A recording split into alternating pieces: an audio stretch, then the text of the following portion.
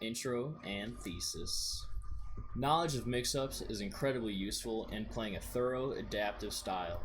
As my theory and understanding goes, there are four main breeds of mix-ups: macro, option, spacing, and timing. Most. I will lay out a bare bones understanding of these mix-ups with three main RPS options for each.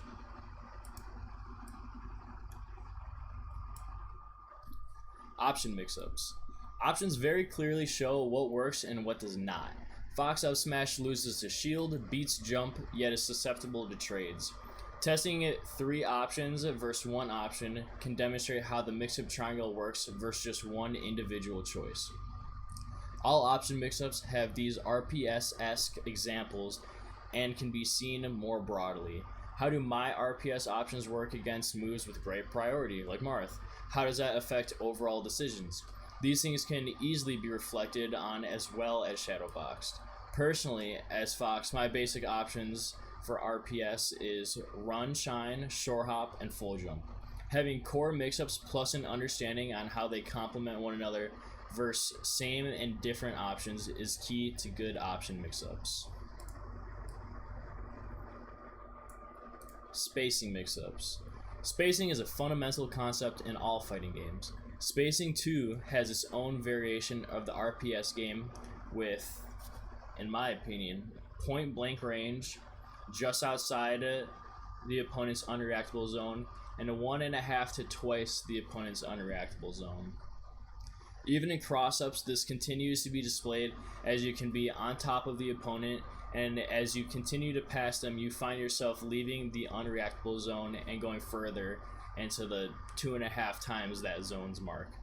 An aggro or a campy player must understand these ranges all the same. At the end of the day, the gap has to be closed for one player to find a hit. The gap has to be manipulated in small and major ways. Mixing up spacing is a must for setting up appropriate punish opportunities as well as keeping yourself unpredictable. Alongside looking unpredictable, you can look predictable and know the moment to mix up your choice of spacing.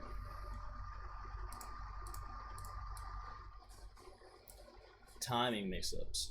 Timing is pretty tricky. Does timing from across the map matter? Does timing matter more at closer, more interactive ranges? Timing matters in 2 ways. How quickly does one close the gap? How quickly does one choose to make decisions? As for decision making, there are instant decisions, decisions around the 20-ish frame mark, which is just around human reaction time, and decisions around the 40 frame mark, around twice the human reaction time. These are subtle enough to matter and to be hard to pick up. It's very tricky to decipher important timings and to not pick up on less useful timing choices. Generally, I say keep an eye on how the opponent mixes up timing at an important range. That range can vary per matchup, per player, or whatever. If you can identify a common situation where timing is make or break, you're doing good. Macro mix-ups. Macro mix-ups are based on zones. There is in place, pulling back, and pushing. These mix-ups portray the culmination of the other mix-ups. These are different from spacing, as any of these options can be acted on at practically any spacing. The main idea with macro mix-ups is the intent on how you aim to control that space. You can confidently hold your ground in place, controlling the space your opponent is trying to push through, pull back, and threatening an aggro neutral opening or displaying an aggro sense of control over space, push.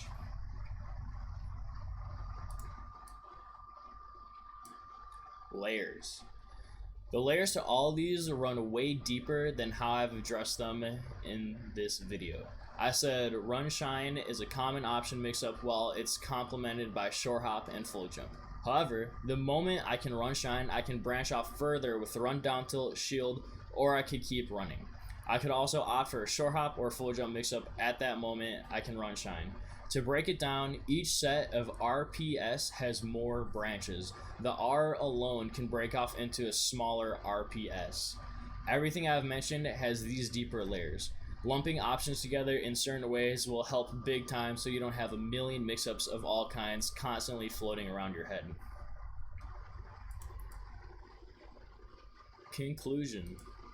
The understanding of each layer of mix-ups essentially provides insurance on any decision you make.